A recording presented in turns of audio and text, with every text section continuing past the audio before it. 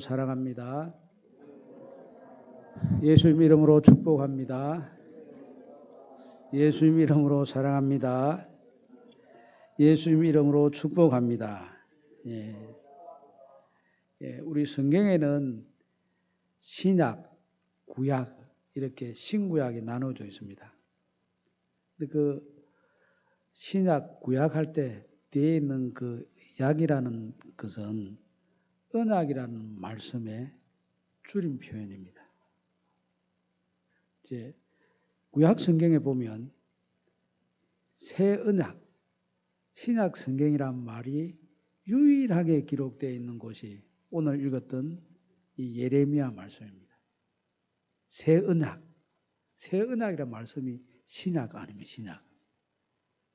그러면 구약 성경은 옛 언약 이렇게 해야 되는데 이게 좀 우리가 언약을 가지고 생활하고 있는데 우리가 가지고 생활하고 있는 이 법이나 언약을 옛 언약이라고 하면은 당대 사람들에게는 상당히 이치에 안 맞는 이야기로 생각할 것입니다.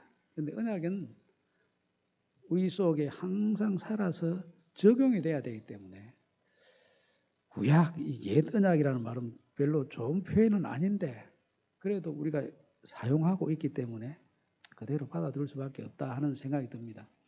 하지만 새 언약 이 말씀은 이 예레미야서 이 말씀에 유일하게 담겨 있기 때문에 구약 성경의 어떤 말씀보다도 새 언약에 가는 이 말씀은 우리가 잘 상고하고 이 말씀을 통해서 신약의 말씀과 또 우리 생활 속에 적용되는 말씀까지 잘 이어져 가야 그것이 정말 정통성이 있는 아름다운 신앙이 될 것이다. 이렇게 여겨집니다. 자, 여기 보면 이 구약 성경, 구약 성경을 옛 언약이라고 하고 또 구약 성경 전체보다는 이제 언약에 대한 내용들을 하나하나 이제 점검을 해보면 이 언약을 지켜야 언약 속에 담겨 있는 그 약속의 성취된 열매들을 경험할 수 있는데 또 내 것으로 만들 수 있는데 이 언약의 말씀을 못 지키든지 안 지키든지 하면 그 언약에 담겨 있는 모든 혜택을 우리가 누릴 수가 없습니다. 그런데 구약에 보면 이걸 대부분 약속의 말씀 또 하나님께서 약속하셨으니까 그 속에 은혜가 얼마나 많이 담겨 있겠습니까? 또 하나님의 언약이기 때문에 그 속에 복이 얼마나 풍부하게 담겨 있고 그 속에 정말 사람이 알지 못하는 어마어마한 비밀스러운 지혜가 풍족하게 담겨 있습니다. 하나님 언약 속에는. 그런데 이거를 누렸던 그 구약의 성도들은 그렇게 많지 않습니다. 왜냐하면 이 언약의 말씀을 처음에 받을 때, 십계명을 받을 때 돌에 받았어요. 돌비에 새겨진 말씀으로 받았습니다. 하나님께서는 친히 자기가 이 십계명의 말씀을 돌비에 새겨두었는데 돌비에 새긴 것이 얼마나 야무지게 잘 새겼습니까? 그 찢어지지 말고 영원토록 계속 가라는 그런 의미에서 돌비에 새겼지 않겠습니까? 그런데 돌비에 새겼는데 돌비에 새긴 이 말씀이 우리에게 은혜로 다가오고 복으로 다가오고 능력으로 다가오고 지혜로 다가오지 못했습니다. 돌비에 새겨진 그건. 결국 어디에 새겨져야 이 언약의 가치가 제대로 나오느냐? 마음이 새겨져야 돼요. 마음이. 그래서 신명기 말씀에도 보면 축복과 저주의 메시지를 한 다음에 이 말씀에 대해서 너희들이 마음의 할례를 받아서 이 말씀을 새겨야 된다. 이렇게 해서 말씀. 그 신약에서도 역시 마찬가지로 사도 바울이 할례는 마음이어야 된다. 언약의 표징만 마음이 있는 것이 아니고 하나님의 이 말씀도 돌에 새겨진 말씀, 또 책에 새겨진 말씀 그 이상으로 우리의 마음판에 새겨진 말씀이 되어야 그걸 지켜갈 수가 있다는 거예요. 마음을 다하고 뜻을 다하고 힘을 다하여 주 너의 하나님을 사랑하라. 그거 어떻게 가능하냐? 우리 마음의 비석에 그 하나님 말씀이 새겨져 있어야 그 말씀을 딱 상고할 때 하나님의 무한한 은혜와 지혜와 우리를 향하신 놀라운 계획들이 그 속에서 뿜어져 나오기 때문에 그 뿜어져 나온 그 은혜를 붙잡고 그 약속을 붙잡고 그 복을 붙잡고 그 하나님께서 우리를 위해 예비해 놓으신 미래의 비전을 딱 붙잡고 감사함으로 마음을 다하여 힘을 다하여 하나님을 사랑하고 하나님을 사랑해 보니 이웃을 사랑하지 않을 수 없어 이웃을 몸과 같이 사랑할 수 있는 그런 역사를 이루어가게 됩니다. 예레미야 시대에 예레미야가 참 그 눈물을 흘리면서 예언을 했습니다. 누군가에 대하여 복을 말하는 소식을 전하면 전하는 사람도 기쁘고 듣는 사람도 좋은데 예레미야는 이게 복을 받는다. 결국 궁극적으로는 복을 받지만은 우선적으로는 망한다. 벌을 받아야 된다. 이걸 계속 전하게 보니 자기도 힘들고 듣는 사람도 힘들었습니다. 예레미야 7장 말씀을 보면 성전 앞에 서서 이제 예언을 합니다. 뭐라고 예언을 하냐면 성전 앞에 딱 서가지고 이것이 여호와의 성전이라 여호와의 성전이라 여호와의 성전이라 하는 거짓말 하지 말라 이랬습니다. 성전 앞에 서가지고 성전에 지금 건물이 멀쩡하게 서가 있는데 그 앞에 서서 딱 예레미야가 하는 말이 여호와의 성전이라 여호와의 성전이라 이것이 여호와의 성전이라 하는 거짓말 하지 말라 이렇게 예언을 했습니다. 와, 그러니까 그 말을 듣는 사람들이 얼마나 충격을 받았겠습니까? 예레미야 자신도 큰 충격입니다. 근데 왜 여호와의 성전이라 하는 거짓말 그 믿지 말라고 했냐 하면은 너희가 이방인과 고아와 가부를 압제하지 아니하며 무죄한 자를 피를 이곳에서 흘리지 아니하며 다른 신들을 따라 화를 자초하지 아니하면 그게 거짓말이 아닌데 아니 가난한 사람들을 피눈물을 짜내고 우상 숭배하고 그러면서 이게 여호와의 성전이라 하면서 예비만 드리면 다 된다 이런 판단을 한다는 겁니다. 비슷한 이야기가 26장에도 나옵니다. 이제 이스라엘 아니고 이 당시에는 유다였습니다. 이제 그 아수르가 멸망하고 바벨론이 막 일어나서 유다를 점령하려고 합니다. 그때 이제 유다를 바벨론이 점령하려고 할 때 이 사람들의 생각은 뭐냐면은 아수르가 쳐들어왔을 때 이사야 선지자하고 또 히스기야 왕하고 그 외에 여러 서기관들이 성전에 모여서 다 기도를 했다. 성전에 모여서 다 기도를 했더니 그 기도를 하나님께서 들으시고 아수르 18만 5천 명의 병사들 하룻밤 사이에 다 몰살시키고 그때 쳐들어왔던 사내립은 자기 신전에 가서 그 우상 숭배를 하다가 자식들을 칼에 맞아 죽고 그래서 싹 깨끗하게 정리가 됐다. 우리 성전은 이런 성전이다. 자, 바빌론 쳐들어온다. 성전에 가서 기도하면 뭐 끝장난다 이거. 그때 그런 일이 있었는데 그게 과거에 있는 일이냐? 그건 미래에 대한 우리의 약속이니 우리가 그때 했던 것처럼 우리 모여서 기도하고 딱 하면 깨끗이 바빌론도 정리된다. 이런 생각을 가지고 있어요. 그런 생각을 가지고 있는 것에 대하여 여호와의 성전이라 여호와의 성전이라 여호와의 성전이라 하는 거짓말 믿지 말라 하는 이야기입니다. 너희들이 아수르 때 그래 했다고 해서 지금 바빌론 쳐들어오는데 생활은 하나님 성경 생활은 아니고 하나님 언약과는 전혀 상관없는 이런 생활을 하면서 가서 모여서 기도만 하면은 우리는 이긴다 이거지. 그래서 실로와 같이 될 것이다. 이 성전이 실로가 그때 그랬습니다. 그때 그 당시 사람들이 어떻게 했냐면 우리 전쟁터에 나갈 때 여호와의 언약궤만 메고 나가면 백전백승이다. 뭐 걱정할 필요 없다. 언약궤만 갖고 가면 된다. 그 당시에 실로에 있을 때 그 엘리 제사장 아들 옴니와 비느하스가 하나님 앞에 예배드릴 때 그 제물을 순서대로 탁탁 하나님께서 정한 방법이 있는데 그거 제껴놓고 자기 배 채우고 자기 좋은 거 먼저 좋은 거 실컷 즐기는 것을 우선적으로 하고 하나님 우습게 생각했어요. 예배는 우습게 드리고 하나님은 우습게 생각하고 야 은하계만 가지고 가면 이긴다. 그래 은하계 가지고 나갔다가 은하계 뺏겼습니다. 그리고 실로는 하나님의 성막이 있는 곳으로서 의미를 완전히 상실해버렸습니다. 그렇게 된다. 그렇게 된다. 지금 우리가 지금 이런 모습으로 살아가고 있으면 그렇게 된다. 이 말씀이 충격이 됐습니다.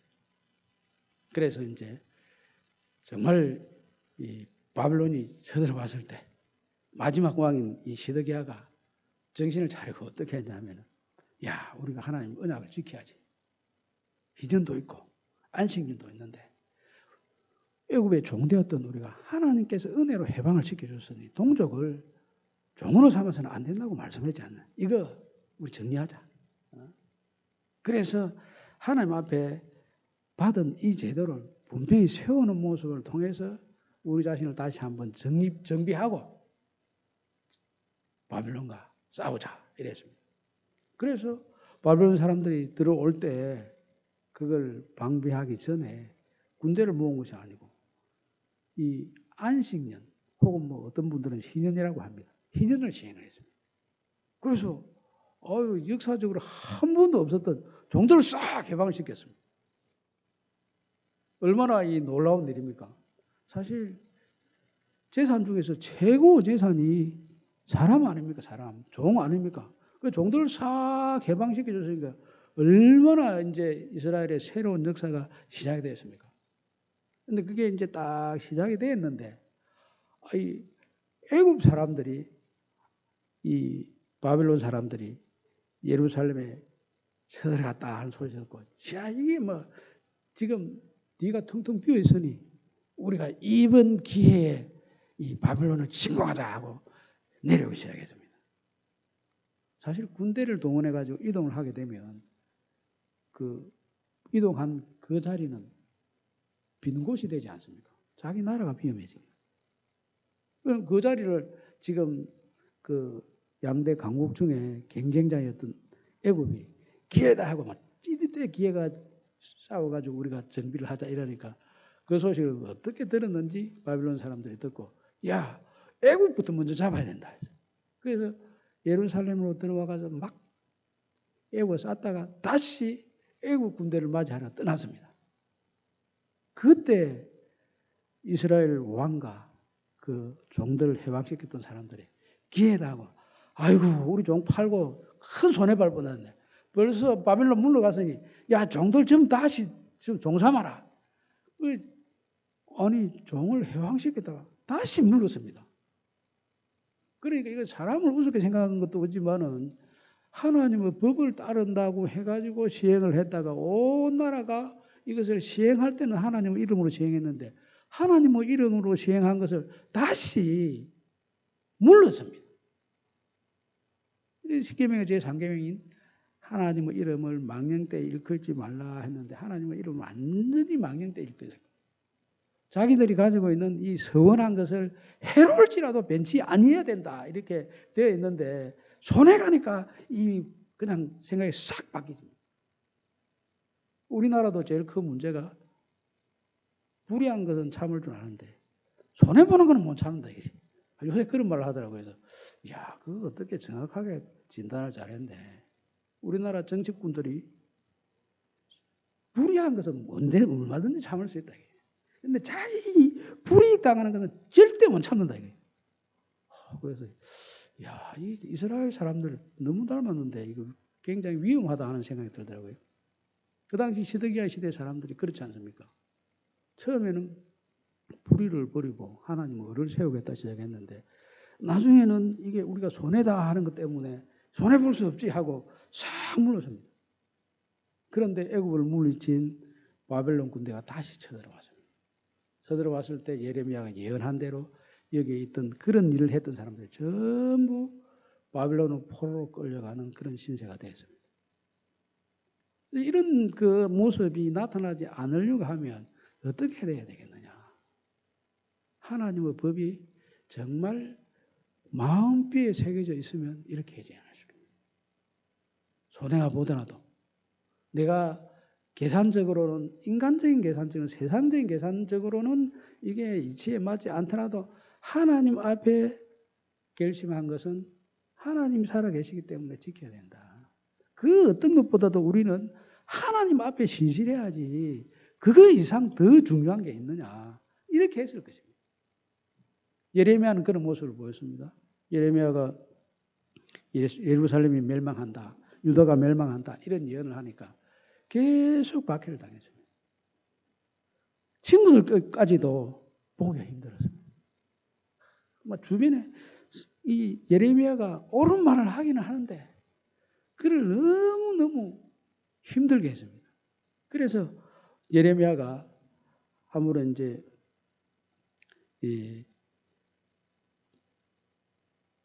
옥에 갇혔다가 풀려나면서 이제 그런 생각을 했습니다. 하나님, 내 너무 힘들어서 이게 못 하겠습니다. 그런 생각을 했었는데 그때 그런 생각을 하고 안 하려고 하니까 도저히 속에서 그 하나님의 말씀이 아무리 나를 괴롭히더라도 전하지 아니하고는 견딜 수 없도록 하는 그런 마음이 자기 속에 불을 듯 일어나서 다시 전했습니다. 아무리 사람들이 싫어하고 미워하고 친구조차도 멀리 하더라도 하나님께서 전하라고 하는 것을 전하지 않을 수 없어서 결국 전했습니다. 바로 이런 모습이 마음에 하나님의 법이 새겨져 있는 모습입니다. 그런데 이 마음에 하나님의 법이 새겨져 있도록 하는데 결정적인 역할을 하는 것은 바로 새 영이 그 속에 임해야 가능합니다.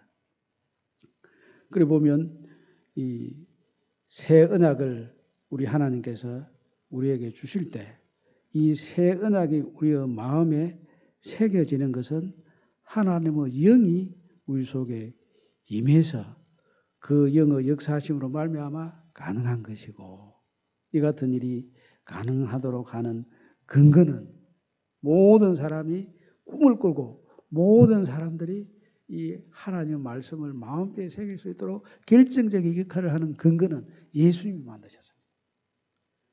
오늘 보았던 이 누가복음 말씀에 보면 우리 예수님께서 이제 유월절을 준비하라 하시고 유월절을 시행을 합니다.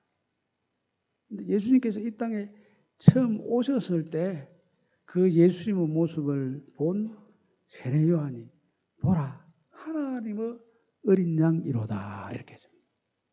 유월절 어린 양 그것이 고대하고 기대하고 또 그것을 통해서 이루어야 될 약속을 바로 우리 예수님이 유월절 어린 양이 되셔서 유월절을 통해서 이루고자 하는 모든 일을 이루실 것이다 이렇게 했습니다.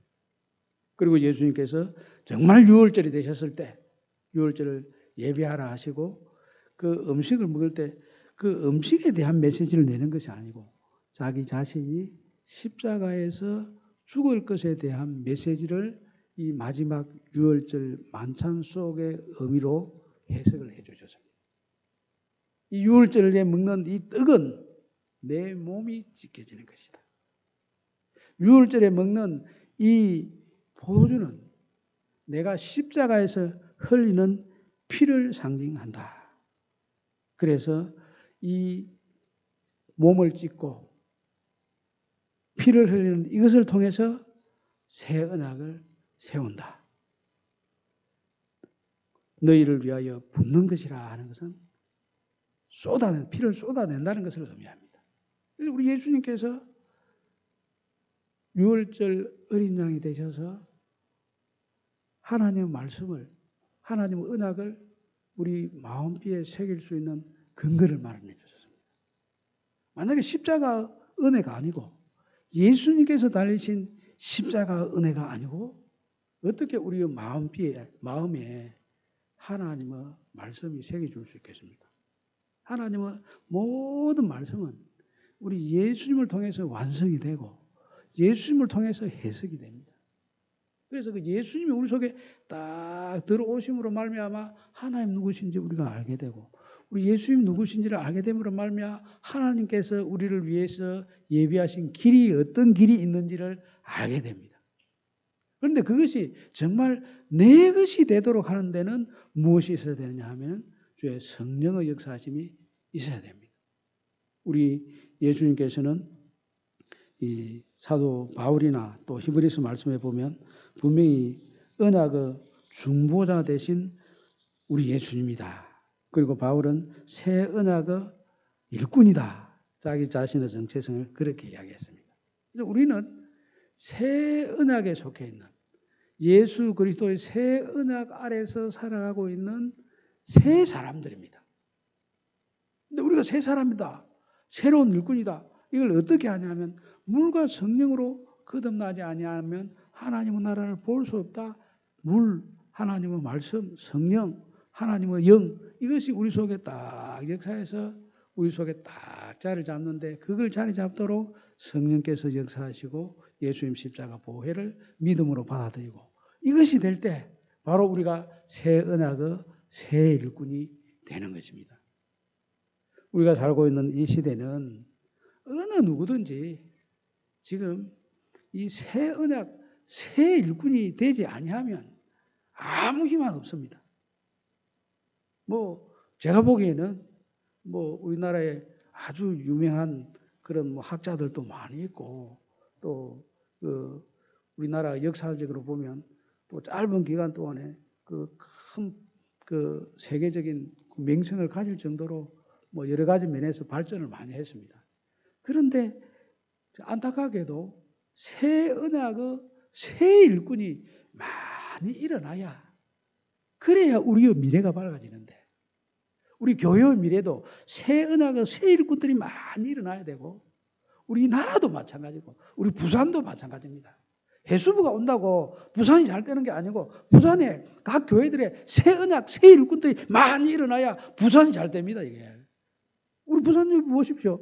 이 동구에 우리 국회의원이 좀 똑똑해가지고 해수부도 여기 오고 또 그 외에 여러 가지 시설들도 또 여기 많이 오더라고요.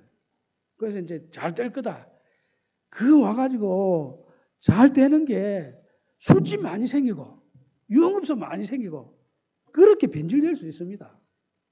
그게 잘 되는 겁니까? 사람들 많이 내려와가지고 많이 모이면 교회 모여가지고 기도하고 예배하고 찬송하고 그래서 하나님께서 우리 부산에 모인 사람들을 통해서 영광을 받으시고 기뻐하실 때 그때 부산이 잘 되는 것이고 그것이 그 기쁨이 우리만의 기쁨이 아니라 온 세계로 선교로 번져나가면 이게 제대로 된 모습 아닙니까?